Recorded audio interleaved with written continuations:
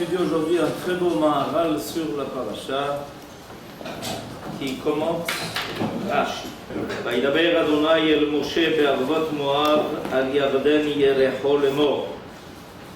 Alors donc on est arrivé à la fin de notre épopée dans le désert. On est à la frontière de l'Israël. Il ne nous reste plus qu'une chose à faire.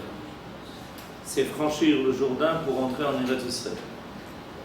On termine aujourd'hui ce Shabbat le hommage de Bamidbar et à partir de la semaine prochaine, Parashat Dvarim, on va entendre le discours de notre maître Moshe Rabbeinu qui va nous préparer à notre entrée en Israël. Donc on est en train maintenant de finir notre parcours et on est arrivé à Arvot Moab, juste en face du Jourdain. דבר אל בני ישראל ואמרת עליהם כי אתם עוברים את הירדן אל ארץ כנען. Traduction: parle aux enfants d'Israël et dis-leur, quand vous franchirez le Jourdain pour arriver en Eretz Canaan, ve'orashtem, et vous partirez à la conquête, et kol yoshvei haaretz mipenechem, qui viendront à votre rencontre. Donc on a un ordre de conquérir notre terre et de se battre contre ceux qui voudraient nous empêcher d'y rentrer. Ve'ibbadetem et kol maskiotam ve'et kol tsalme masechotam te'avedu ve'et kol bamotam tashmidu. Et non seulement on doit partir à la conquête et donc se mesurer avec les 7 peuples de Canaan qui s'y trouvent, mais on a aussi comme ordre de faire disparaître et d'effacer toute trace de leur idolâtrie. Tout dit Rashi. Rashi, premier Rashi, sur le verset Nun Aleph. Ki atem ovrim et hayarden ve'orashtem. והלא כמה פעמים הוזהרו על כך, אלא כך אמר להם משה. Je lis tout le Rashi, ensuite je traduirai pour expliquer. כשאתם עוברים בירדן ביבשה, על מנת כן תעברו, ואם לאו, מים באים ושוטפים אתכם. וכן מצינו שאמר להם יהושע בעודם בירדן. Alors Rashi, c'est une grande surprise. Rashi nous dit la chose suivante, que Moshe Rabbeinu vient donner un avertissement aux enfants d'Israël. L'avertissement est le suivant. Pour entrer en Eretz Israël, vous allez franchir le Jourdain. Ok? Vous allez franchir le Jourdain, comment on fait passer à tout un peuple jourdain qui n'était pas ce que l'on connaît aujourd'hui, mais qui était beaucoup plus large et beaucoup plus fort. C'était passer enfermé. Réponse, nous dit Rashi, eh bien on va le passer à pied. À pied, c'est-à-dire que le Jourdain sera sec. Ça vous rappelle quelque chose? Oui. Évidemment. On est sorti d'Égypte en passant la mer Rouge, on rentre en Eretz Israël en passant le Jourdain. C'est-à-dire on a 2 fois le même miracle. Une fois en sortant d'Égypte, une fois en rentrant en Eretz Israël. Ok? C'est une bonne nouvelle ça, que Akadosh Baruch Hu va nous faire un miracle et qui va nous permettre, tout un peuple, de franchir le Jourdain et de passer à sec le Jourdain sans se mouiller. D'accord? Seulement Rashi nous avertit que c'est une promesse qui nous est faite à condition. Ça veut dire quoi? Qu'il faudra se mouiller. Pour ne pas se mouiller, il faudra se mouiller. Je reprends Rashi. Ve'alo kama pe'amim uzaru al kach. Nous dit Rashi, mais pourquoi est-ce qu'à nouveau on a cet ordre-là d'aller et de conquérir les peuplades de Canaan, ces peuples idolâtres qui nous attendent et qui n'ont pas du tout l'intention de nous laisser y rentrer? Et la kach amar lahem Moshe, je traduis, Comme ça leur a dit Moshe, Ksheatem ovrim bayarden bayabasha. Et il leur annonce à l'avance qu'il va y avoir ce miracle. Ce miracle n'aura lieu qu'après la mort de Moshe. Alors que Moshe les aura déjà quittés. C'est Yoshua, son élève, qui les fera rentrer. Moshe Rabbeinu est mort le Zayin Adar, et ils ont franchi le Jourdain le 10 Nissan. Faites le calcul. Moshe Rabbeinu est mort le Zayin Adar, le 7 Adar, et les enfants d'Israël vont rentrer le 10 Nissan. Donc, ça nous amène un mois après, 1 mois et 3 jours après, d'accord? Il y a eu 1 mois d'abord où ils se sont endeuillés sur la mort de Moshe Rabbeinu, et ensuite, au bout de 3 jours de préparatifs, ok, ils sont rentrés en Eretz Canaan. Alors, Ksheatem ovrim bayarden bayabashat, et Moshe Rabbeinu leur annonce à l'avance que c'est comme ça que ça va se passer. Il va y avoir un miracle qui va leur permettre de franchir le Jourdain et de rentrer à pied en Eretz Israël. Almenat ken ta'aru, c'est-à-dire que votre intention, quand vous franchirez le Jourdain, sera de conquérir les peuplades qui s'y trouvent et d'effacer toute trace d'idolâtrie, les imla, et sinon, si ce n'est pas votre intention, et là on va se poser la question, essayez d'y réfléchir, quelle autre intention on pouvait avoir? Parce qu'il les avertit, il leur dit en toutes lettres, si vous avez cette intention, quand vous franchirez le Jourdain, ça sera sec. Ve'im lav, et si ce n'est pas votre intention, ma'im ba'in ve'shotfin etrem. Alors j'explique, c'est-à-dire qu'en fait, les enfants d'Israël, quand ils sont rentrés dans le Jourdain, ils se sont mis à l'épreuve. Parce que, au moment où ils étaient dans le Jourdain, tout le peuple, en train de passer le Jourdain, si leur intention était louable, toutes les eaux du Jourdain se sont arrêtées, comme ça elles coulaient d'en haut. Vous voyez d'où ça vient? Le lac de Tveria, le Kinneret, vous connaissez? Ok, l'eau descend d'en bas, ok, et arrive jusqu'à Yericho. Et l'eau s'arrêtait là et montait vers le haut au lieu de continuer à descendre vers le bas. Alors imaginez-vous à quelle hauteur l'eau est montée. À ce moment-là, donc les enfants d'Israël se sont trouvés sous une montagne d'eau. Leur dit Moshe Rabbeinu, je vous avertis et je vous préviens. Si vous avez l'intention qu'il faut à ce moment-là, l'eau vous attend et vous pourrez passer à sec le Jourdain. Si votre intention n'est pas ce que je suis en train de vous dire, toute l'eau qui se lève comme une montagne vous tombera dessus. Ça risque de vous mouiller. D'accord? Im lav, il leur dit, ve'im lav, ma'im ba'im ve'shotfin etchem. Et nous rajoute Rashi, qu'au moment où ils ont franchi le Jourdain, Yehoshua les a avertis. C'est-à-dire qu'ils devaient tenir bon. Ce n'est pas seulement un avertissement qui leur a été donné par Moshe Rabbeinu, alors qu'ils se préparent à les quitter, et qui leur dit à l'avance, sachez que c'est comme ça que ça va se passer. Alors qu'ils sont déjà dans le Jourdain, Yehoshua leur dit, vous savez, rappelez-vous, surtout n'oubliez pas, parce que vous avez l'air que vous voyez que l'eau s'arrête, d'accord? Et ça vous a l'air solide. Eh bien, c'est pas du tout solide. Ça risque de nous tomber tous sur la tête si quelqu'un d'entre vous n'a pas la bonne intention. Wow. Quel pouvait être? Même une personne. Pourquoi on a besoin de tous ces avertissements?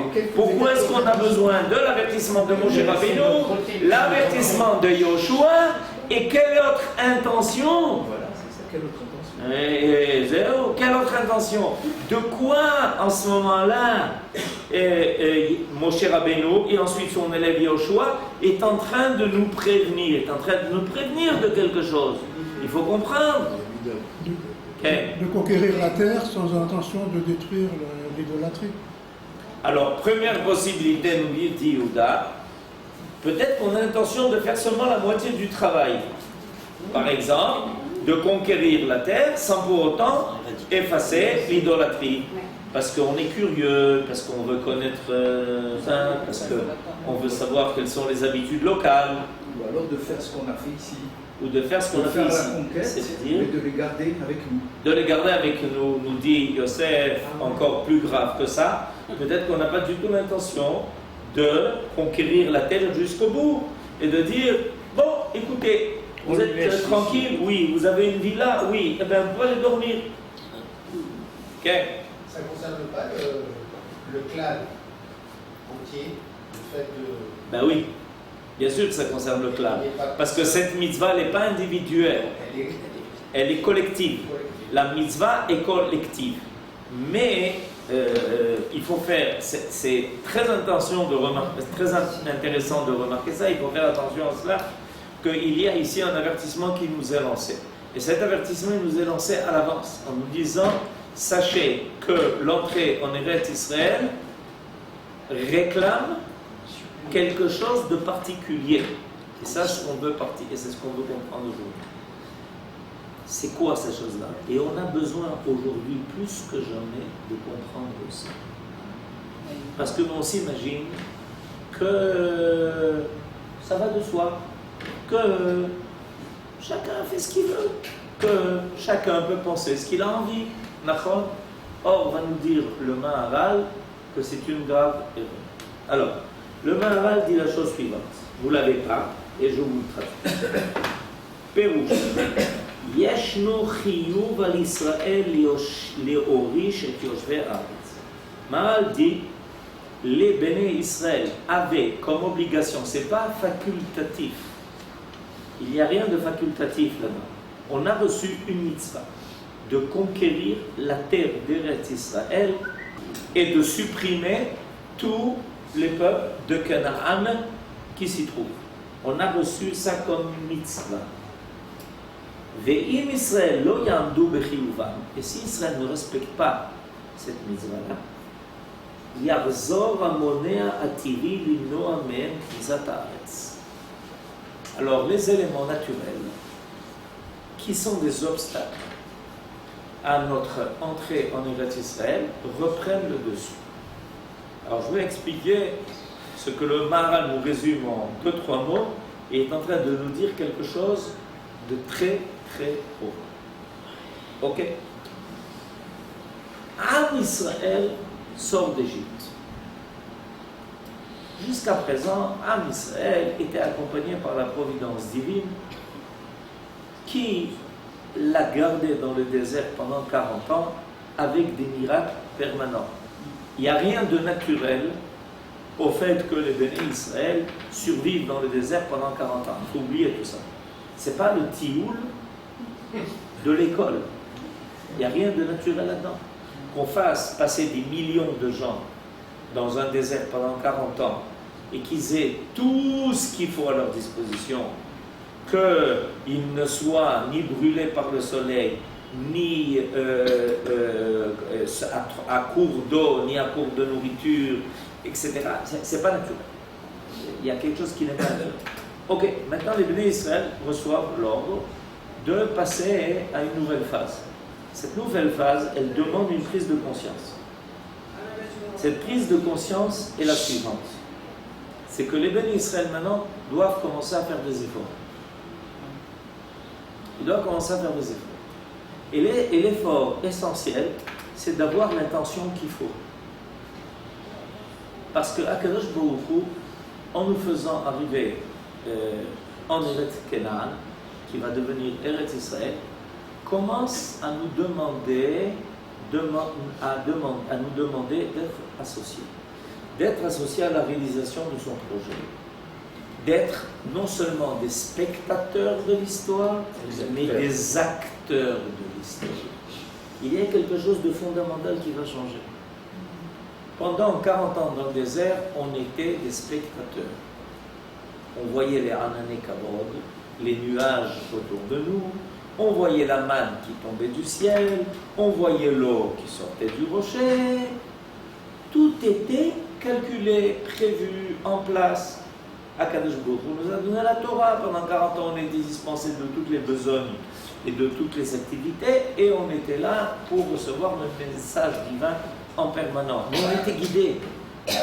Akadosh Baruch Hu nous guidait. Et quand on faisait des erreurs, Akadosh Baruch Hu nous disait, écoute, vous avez fait une grave erreur, vous savez comme ça que ça va être réparé. Mais à partir de là, au moment où on va franchir le Jourdain, il y a une prise de responsabilité qui se fait de notre part. Cette prise de responsabilité réclame de notre part de s'aligner sur l'intention divine. Quand on est mené, tu n'as pas besoin, je te fais confiance. Je n'ai pas besoin de vérifier quelles sont tes intentions. Je te fais confiance. Je vois le Moré Derer, le guide, il me guide, il m'amène quelque part. Si je commence à lui demander toutes les 2 minutes où on va, alors qu'est-ce qu'on fait? Et c'est quoi ça? Il finit par s'énerver, le guide en général. Alors, on va écouter ça, suivez le guide. D'accord? Mais à partir du moment quand Kadosh Baruch Hu me dit, maintenant, c'est vous qui prenez la responsabilité de rentrer en Eretz Israël.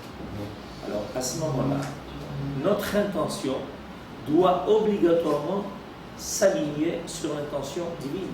Mais ça devient notre travail, ça devient notre effort, ça devient ce qui va nous permettre de surmonter les obstacles. La kavana que l'on va avoir, c'est ce qui va nous donner la force de surmonter les obstacles. Il y a des obstacles. Le Maharal nous dit, la rentrée en Eretz Israël, commence par un obstacle. Mais dans le désert, on n'avait pas d'obstacle. Il y avait des obstacles, seulement Kadosh Baruch Hu rabotait tout. Alors nous, on n'était pas conscients de ça. On n'était même pas conscients du fait qu'Akadosh Baruch Hu nous préparait sans arrêt le chemin, que tout était planifié. Seulement à partir de maintenant, on va voir les obstacles. On va les rencontrer. On va s'apercevoir des difficultés. On va être conscient que ce n'est pas évident. Et alors comment on va s'en sortir? Comment on va arriver à surmonter toutes ces épreuves? Comment est-ce que l'on va avoir la force de surmonter même les obstacles qui sont des obstacles d'ordre naturel? Naturel quoi? Franchir le désert. Franchir le désert. Alors maintenant, il y a 2 possibilités. Soit on peut commencer à essayer de construire des ponts. Et ce n'est pas évident parce que construire des ponts pour un peuple tout entier qui jusqu'à présent est dans le désert et qui doit franchir le Jourdain, alors que de l'autre côté, ils n'ont pas du tout l'intention de nous laisser mettre un pont. D'accord? Soit Akadosh Baruch Hu continue de nous accompagner, mais ça réclame de notre part de s'aligner sur son intention. Maintenant, nous dit le Maharal la chose suivante, et c'est ce que Rashi est en train de nous livrer. Dès que votre intention s'écarte de l'intention divine, les obstacles naturels se dressent. Les obstacles naturels se baissent en fonction de votre intention de suivre le projet divin. Plus votre intention de suivre le projet divin est totale, plus les obstacles diminuent. Plus votre intention s'écarte du projet divin, plus les obstacles naturels deviennent insurmontables. Alors, première épreuve, vous allez passer le Jourdain. D'accord, vous allez dire, mais combien de ponts, comment on va faire, c'est difficile, etc. Ne vous inquiétez pas, je serai là. Deuxième obstacle, on arrive en face de Jéricho. Impossible de conquérir la ville de Jéricho. La largeur des murailles est la même que la hauteur des murailles. Donc c'est impossible, c'est insurmontable, on n'arrivera jamais. Ne vous inquiétez pas, je serai là. Mais votre capacité de surmonter tout cela dépendra de votre intention. Si votre intention est de mener à bien le projet divin, qui est de remplacer ce qui malheureusement s'est installé en Eretz Israël. Qu'est-ce qui s'est installé en Eretz Israël? L'idolâtrie. Ce qui s'est installé en Eretz Israël, c'est le contraire de la Kedusha, parce que la nature a horreur du vide. Or, quand le vide du Kodesh, quand il y a un vide de Kodesh, arrive exactement pour occuper ça le contraire du Kodesh.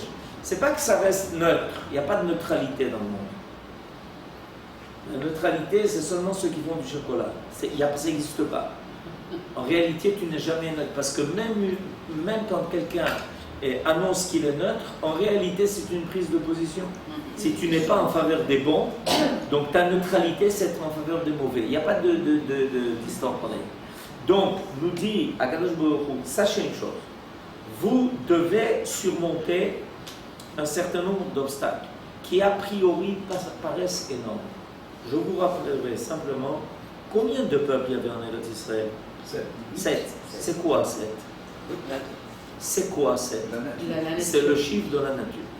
Ça veut dire que c'est pas par hasard qu'il y avait 7 peuplades, Shiva à Meknaan, pour nous bien nous faire comprendre que tout ce qui paraît obstacle est présent. Et rappelons-nous dans quel état on a trouvé le pays quand on est venu et qu'on a voulu ici s'y installer il y a 100 ans. Tous les obstacles possibles et imaginables, tout ce qui paraît naturel à d'autres endroits dans le monde, il y a de l'eau, il y a de l'eau. Ici, il n'y a pas d'eau. Il y a des forêts, partout dans le monde il y a des forêts. Sauf ici, il n'y a pas de forêt. C'est-à-dire, si on commence à faire le compte de tous les obstacles qui sont présents, on a tout de suite présent devant nous tous les obstacles qui, de la nature, veulent empêcher la réalisation du Kodesh. Pourquoi? Parce que le Kodesh veut dépasser la nature. Or, la nature, a priori, elle attend la direction qu'on va lui donner. Si on lui donne la bonne direction, elle va prendre la direction et elle va être associée au Kodesh. Si on ne lui donne pas la bonne direction, alors elle va descendre et elle va petit à petit perdre son sens de vie même. Et on arrive à des choses qui paraissent naturelles autre part et qui deviennent ici insurmontables. Et ça, nous dit le Maharal, c'est le principe que Moshe Rabbeinu est en train d'enseigner aux enfants d'Israël. Sachez une chose, vous allez rentrer en Eretz Israël et vous allez voir, il va y avoir du travail. Pendant combien de temps les Béné Israël vont devoir faire la guerre? Vous avez compris? Vous avez compris? Vous n'avez pas encore compris? Mais si, vous devez répéter à chaque fois le même chiffre. 7 ans. Répétez à chaque fois le même chiffre et vous serez toujours dans la compréhension qu'il faut. On avait 7 peuplades à conquérir pendant 7 ans. Combien de fois on a été obligé de faire le tour des murailles de Jéricho? 7 fois. C'est bon, ça veut dire, vous connaissez déjà le principe. On a dû faire 7 fois le tour des murailles de Jéricho pour dépasser la nature. Pour dépasser la nature. Parce que notre entrée en Eretz Israël, c'est nous faire rencontrer une nature vide de sens. C'est ce que les Amé Knaan avaient réussi à installer. Il n'y a pas de place ici pour Akadosh Baruch Hu. Alors Akadosh Baruch Hu nous dit, moi je ne vous envoie pas ici pour que vous réalisez la même chose que eux ont fait.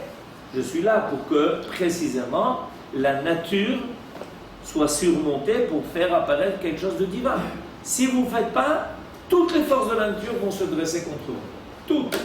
Tout ce qui vous paraît aujourd'hui difficile, vous n'aurez pas les forces de le surmonter. Alors, préparez-vous à ça. Si vous avez la bonne intention en arrivant vers le Jourdain, il s'ouvrira à vous. Si vous avez la bonne intention en arrivant à Jéricho, les murailles vont tomber. C'est clair, c'est pas shoot, c'est évident. Et si par contre, vous, à un moment donné, perdez l'intention divine de votre entrée en Eretz Israël, tout d'un coup, vous allez, C'est pas possible, mais qu'est-ce qui se passe? On n'arrive pas, on est bloqué, on a des problèmes, on n'arrive pas comment surmonter, etc. Si on voit que l'on arrive à surmonter les obstacles naturels, ça veut dire que le Ham Israël, il a la bonne intention. C'est le Mifram. C'est pas chou. Ok, ouais. Il y a eu la réponse. Mais peut-être, d'après ce que non, donc ça rejoint la Mishnah, on a assez Retsono, Retsoncha et Retsono. כן, נעשה רצונך כרצונו. C'est רצונך כרצונו. ברור que ça rejoint ça. Et ça, il faut savoir que c'est très particulier à Eretz Israël. C'est très particulier à la tâche que Am Israël a reçue. Am Israël a reçu, il faut être conscient de ça, Am Israël a reçu la mission de faire apparaître dans le monde un endroit où la nature accepte de laisser apparaître le divin. Alors que dans le monde entier, la nature est un obstacle au divin. Quand vous dites que les gens, en général, ceux qui aiment la nature, ceux qui se livrent à la nature, ceux qui adorent la nature, très rapidement, ça arrive à l'idolâtrie ou à une déconnexion totale du divin. Ok? En Eretz Israël, l'Am Israël reçoit comme fonction de prouver que c'est bien Akadosh Baruch Hu qui a créé le monde. On peut refuter ça. Par exemple, les philosophes grecs, ils ont refuté ça que Dieu avait créé le monde. Pour eux, la nature est maîtresse d'elle-même. Et maîtresse d'elle-même et maîtresse de tout ce qui se passe dans le monde. Elle est maîtresse. C'est pour ça qu'ils sont sans arrêt à la recherche de la compréhension des lois de la nature. Ils aimaient la nature et ils aimaient les lois de la nature. Et c'est pour ça qu'ils étaient aussi très savants. Parce qu'ils voulaient connaître toutes les lois de la nature pour s'en servir. D'accord? Donc la nature est un écran entre l'homme et Dieu. Qu'est-ce que Am Israël reçoit comme mission? D'enlever l'écran. Et de voir que la nature va coopérer avec la révélation de Dieu dans le monde. Et ça réclame de la part de l'homme d'être lui-même le tabernacle de l'intention divine. C'est-à-dire que quand l'homme fait apparaître en lui l'intention de Akadosh Baruch Hu, donc Akadosh Baruch Hu est déjà présent à travers son intention.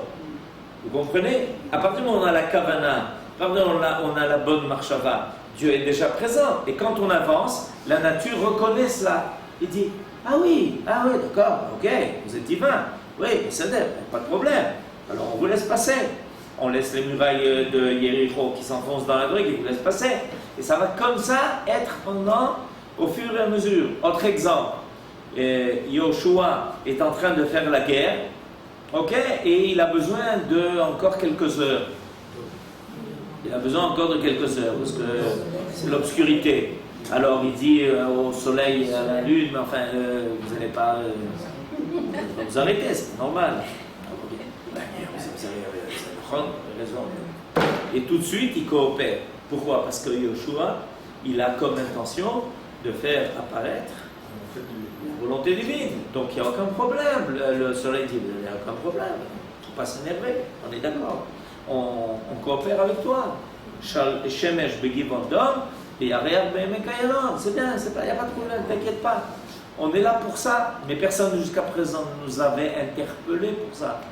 Regarde ces imbéciles. C'est qui? C'est ceux qui tout le matin se lèvent et se prosternent devant nous. Ils sont fous, disent le soleil et la lune. Ils sont fous. Ils se prosternent devant nous. Imaginez-vous, ils se prosternent devant nous. Et nous, on a honte. Et on a honte de ça. Il y en a un, tous les matins, il réunit les gens, il dit, allez, prosternons-nous devant le soleil. Il a envie de se cacher, le soleil. Mais c'est honteux, honteux. Mais qu'est-ce que vous faites? Et c'est pas nous qui dominons le monde. Nous, on n'est que des esclaves. On remplit notre fonction, on remplit notre rôle. Et tout d'un coup arrive un monsieur qui s'appelle Yoshua et il dit, Shemesh, Begivon, Dom, ok, Besséder, pas de problème. Au nom de qui tu parles? Parce que moi, je fais mon travail au nom de Dieu. Et toi, Yoshua, au nom de qui tu parles? Moi, je parle au nom de Dieu. Quel homme faquet? Quel homme faquet? Tout de suite. Il fait exactement ce que Yoshua lui dit de faire. C'est pas shoot, c'est clair, c'est évident quand l'intention est bonne. Mais tout le monde coopère, les forces de la nature comprises. Vous avez compris? Ok. Est-ce que les âmes d'Israël étaient prêts spirituellement dans leur tête à faire Ça, ça? il faut les 40 ans quand même pour se préparer à ça. 40 ans, oui, 40 ans, mais est-ce que ils étaient... 40 ans, quand on va l'étudier à la Yeshiva 40 ans, on finit par connaître quelque chose. Moi, j'ai une question. Alors, j'ai deux questions. Esther. Première question, pourquoi Hachem, dans son projet divin, il a voulu mettre ces peuplades d'Afghan en terre? Parce qu'ils représentent parce que ces peuples-là représentent les forces de la nature. Ils vident du Kodesh. Les forces de la nature vident du Kodesh. C'est pour ça qu'ils sont sept. Pour faire la deuxième question, ça veut dire que par rapport à tout ce que vous nous avez expliqué sur la Kavana, l'entrée en terre d'Israël, elle est conditionnelle. Ça veut dire que l'entrée en Eretz Israël va réclamer de nous un niveau, le Rav Kook dit comme ça. En Chutz La'aretz, ce qui détermine, c'est le Ma'aseh. Oui. O ata oseh, o ata lo oseh. Ça s'appelle les mitzvot. Fais les mitzvot, mon petit. Khalas. En Eretz Israël, Marshava. on se hisse à un niveau où ce qui détermine la parole, le dibou. Au Bet Amikdash, ce qui détermine, c'est la marshava. Et rajoute le Rav Kook, c'est un texte qu'on va étudier Bezrat Hashem Shabbat chez moi, dit le Rav Kook que le Bet Amikdash, il irradie sur l'ensemble du pays. C'est-à-dire, dans l'ensemble du pays, il y a besoin de quelque chose qui soit au niveau de la Kavana et de la Marshava. Si, en Chutz La'aretz, on avait à respecter le Ma'aseh, et là, on avait accompli son devoir, Kavana, lo Kavana, Marshava, lo Marshava, c'est Aval Be'eretz Israël, on se hausse à un autre niveau. Plus on est à un niveau proche de la Kedusha, plus les choses s'élargissent. Le Ma'aseh, il est très limité, Cadré. très limité, il est très metzumtzam. Ok, d'accord, je fais ci, je fais pas ça. Quand on arrive au Dibour, le Dibour déjà il est beaucoup plus grand que le Ma'aseh. On peut faire un Ma'aseh, mais combien de paroles on peut dire en une minute? Au moins 30 paroles, parce qu'une parole par seconde, pour ceux qui parlent vite. Et quand on arrive à la Marshava, c'est un Sophie. Plus on arrive à un niveau élevé, plus ce qui permet de révéler le contenu des choses s'élargit. Mais en même temps, il est plus difficile à contrôler. Le Ma'aseh, c'est quelque chose de plus facile à contrôler que le Dibour. Aïe, ça m'a échappé. Quelqu'un, il ne va pas mettre des tefilines le jour de truc en disant Shabbat, en disant ça m'a échappé. Qu'est-ce qui t'a échappé? J'ai oublié que j'ai mis les tefilines, c'est Shabbat. C'est rare. Au niveau du Ma'aseh, c'est votre Mougda. Mais au niveau du Dibour, on voit comment le Dibour coule la flot. Surtout pour ne rien dire. Parler pour ne rien dire. Et la troisième chose, quand on arrive à la Marshava, on a des millions et des millions et des millions et des millions de Marshavot, pratiquement incontrôlés. Donc, d'un côté, ça s'élargit. Du Ma'aseh, on se hisse au Dibour. Du Dibour, on se hisse à la Marshava. Mais de l'autre côté, plus les choses s'élargissent, l'infini est beaucoup plus difficile à contrôler que le roc de Newton. La loi de Newton, elle est contrôlable. On t'a appris un roc, surtout fais attention, ça tombe. Zéro, c'est tout ce que tu as à apprendre, tu le sais. Mais le bébé, une fois, il a pris un verre, il a lâché, il a compris, ça se casse. Et comme ça, il apprend qu'il y a un roc. Par contre, au niveau du Dibour, il y a Kalva Chomer au niveau de la Marshava, c'est une force qui est infinie, mais c'est beaucoup plus difficile à contrôler. Ben, c'est Bidiouk le Inyan. On est en train de rentrer en Eretz Israël. Tout d'un coup, qu'est-ce qui est réclamé de nous? Ah, vous rentrez en Eretz Israël, il faut de la Kavana. Il faut la marshava. Il faut faire attention à ce que vous pensez. À ce qu'on fait ou à ce qu'on pense? Non, non, non. À ce que vous pensez. Non, à ce qu'on pense, à ce qu'on fait. Non, non, ça on vous a appris. C'était avant. Ça suffisait ce que l'on faisait. Maintenant, ça ne suffit plus. On doit faire attention à ce que l'on pense. On doit faire attention à ce que l'on dit. Ça, c'est déjà un autre niveau. Ça apparaît avec notre entrée en Eretz Israël.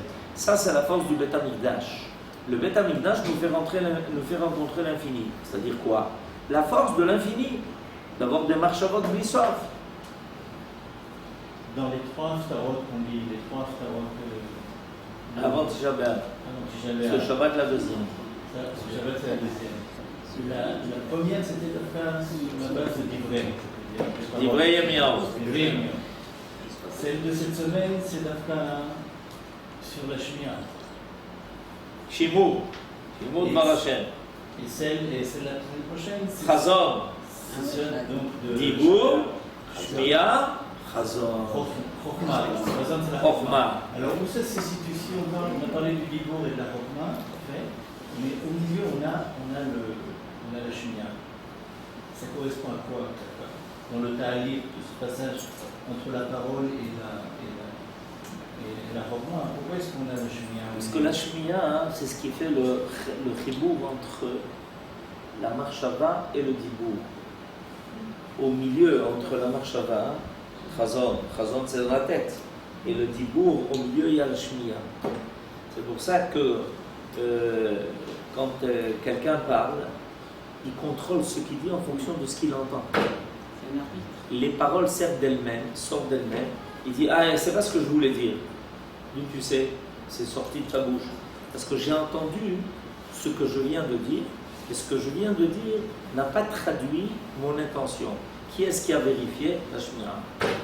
La Shmiya, donc, c'est la phase intermédiaire entre le dibour et la marshava. Shabbat Shalom.